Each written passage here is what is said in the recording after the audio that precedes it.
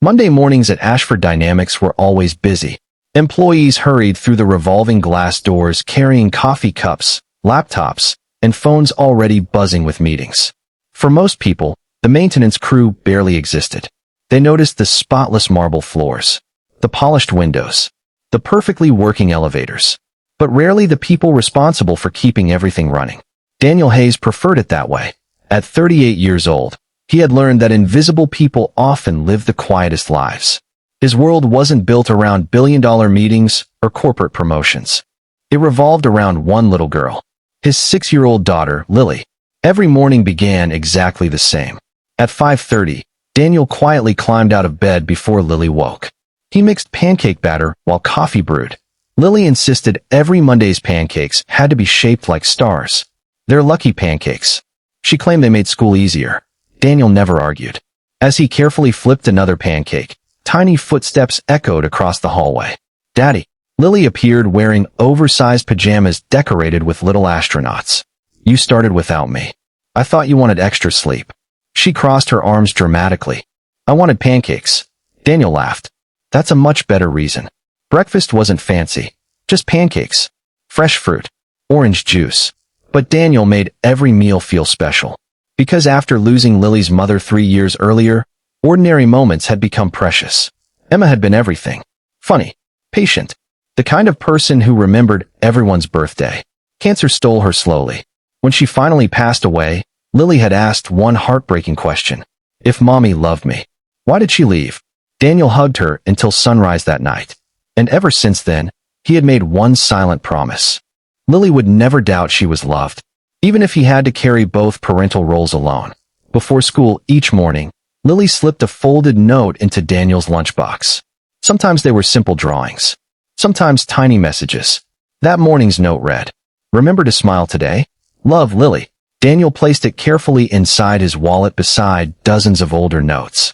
His greatest treasure wasn't money. It was those little pieces of paper. After dropping Lily at school, Daniel drove to Ashford Dynamics. The enormous glass headquarters towered above downtown like a monument to success. Inside worked thousands of employees. Software engineers, lawyers, executives, investors. Daniel simply fixed broken things. Burned out lights, leaking pipes, faulty air conditioning. He enjoyed solving problems. Machines were often easier to understand than people. His supervisor, Frank, waved as Daniel entered the maintenance office. "Big day." Daniel looked up. "What happened?" "The CEO's mother is visiting. I've never seen everyone this nervous." Daniel smiled. "Good thing pipes don't care who's visiting." Frank laughed. "They still leak on billionaires." By mid-morning, the entire building buzzed with activity. Fresh flowers appeared throughout the lobby. Security officers doubled their presence. Executives repeatedly checked their watches. Around 10 o'clock, black luxury vehicles pulled beneath the front entrance. Employees instinctively straightened their jackets. The CEO, Victoria Ashford, entered first. 35 years old. Confident. Calm. One of the youngest billionaire CEOs in the country. Beside her walked an elegant silver-haired woman. Eleanor Ashford, Victoria's mother. Former company chairwoman. Legendary business strategist. Most employees had never seen her in person. Daniel was replacing caution signs after mopping rainwater from the lobby floor. He barely glanced toward the arriving guests. High-profile visitors weren't unusual. He simply continued working. As the executive group crossed the marble entrance, Eleanor suddenly stopped. Completely. The conversation around her continued for several seconds before everyone realized she wasn't moving. The coffee cup slipped from her hand. It shattered across the floor. Silence filled the lobby. Eleanor stared directly at Daniel. Her face turned pale. The confident woman everyone admired suddenly looked as though she'd seen a ghost. She whispered barely above a breath. "No, it can't be." Victoria stepped closer. "Mother." Eleanor ignored her. Slowly, very slowly, she walked toward Daniel. Security officers immediately shifted position. Victoria looked confused. Daniel stood respectfully. "Ma'am." Eleanor's hands trembled. She stared at his face. His eyes. A small scar above his left eyebrow. Then tears filled her own. "We searched for you. For 20 years. Daniel blinked. "I'm sorry." She reached into her purse. Her fingers shook as she removed an old photograph. The edges had faded with age. Inside stood 4 young people wearing military uniforms. One man's face looked remarkably familiar. Daniel frowned. He looks like me. Eleanor nodded through tears. He was called Orion. Codename Orion. We believed he died during Operation Silent Horizon. The lobby became perfectly silent. Executives exchanged nervous glances.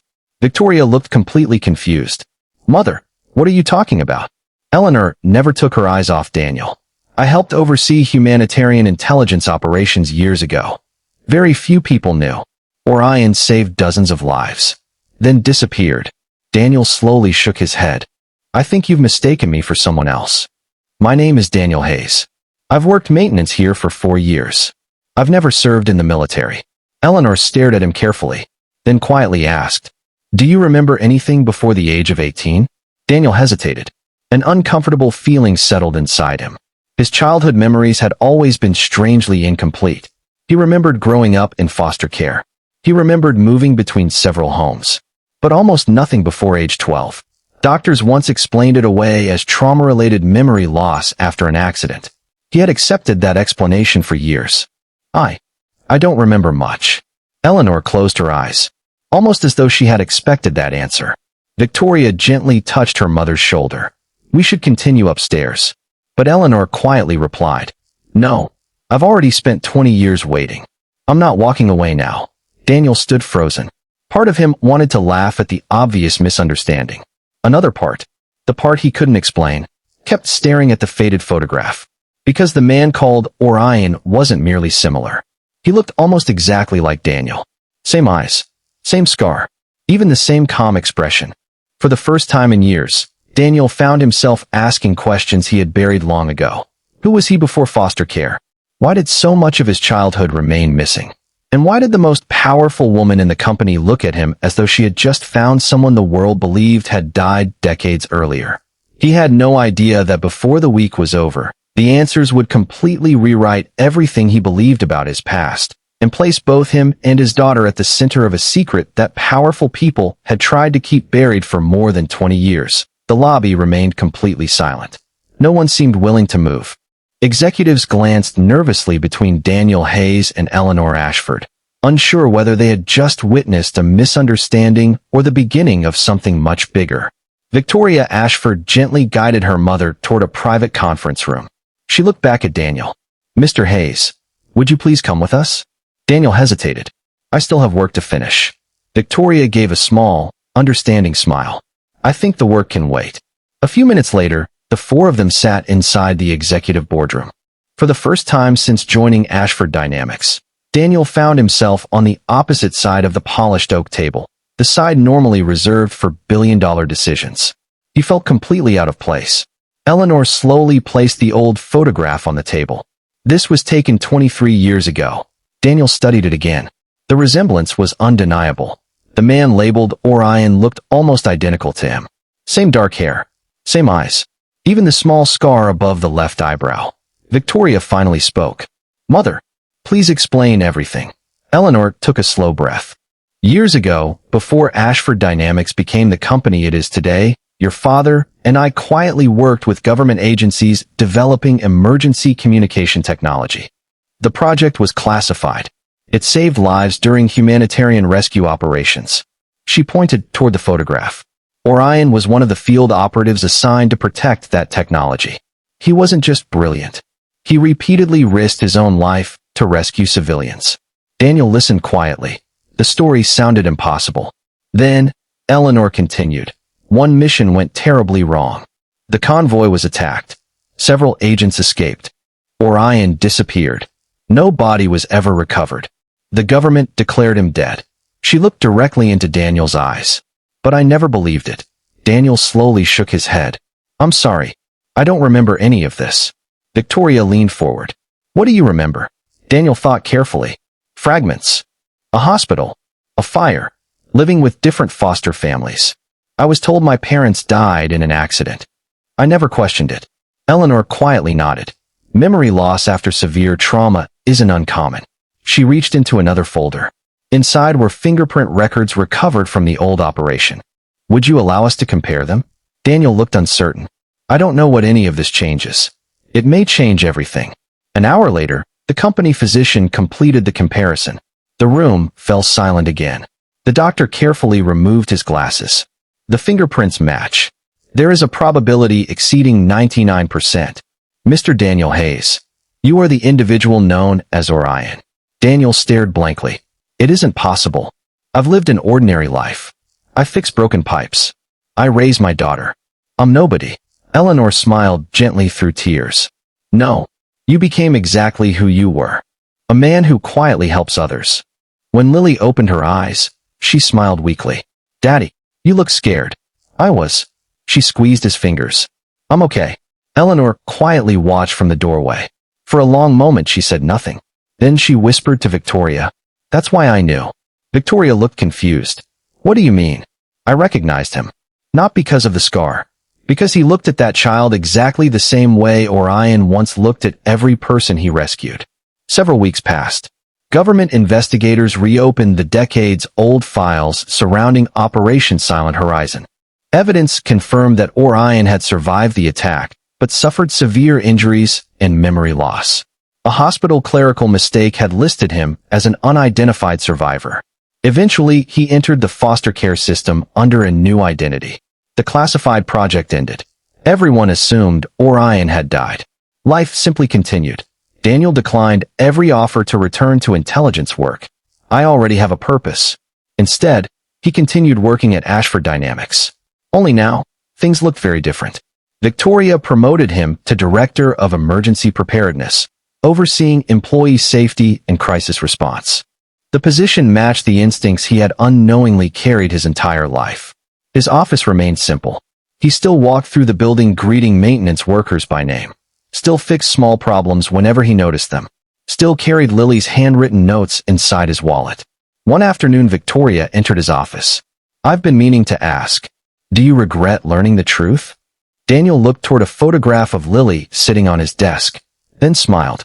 For years I believed I had lost my past. Now I know I never really did. Victoria raised an eyebrow. What do you mean?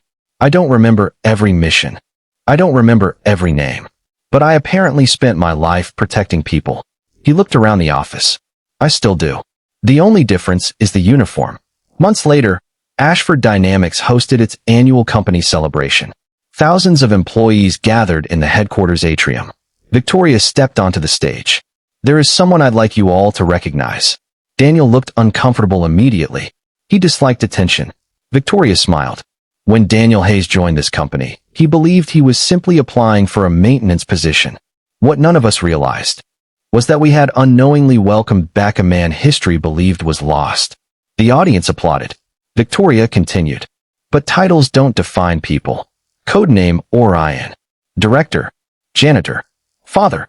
The greatest thing about Daniel isn't who he used to be. It's who he chose to become. Lily proudly ran onto the stage and hugged her father. The crowd smiled. Daniel looked down at his daughter. You know, you've always been my biggest mission. She giggled. Did I pass? He laughed. With perfect marks. Standing beside them, Eleanor quietly wiped away a tear. For more than 20 years, she believed the brave young man called Orion had been lost forever. Instead, life had given him something far greater than secret missions or heroic legends. A second chance. A loving daughter. A quiet life built on kindness.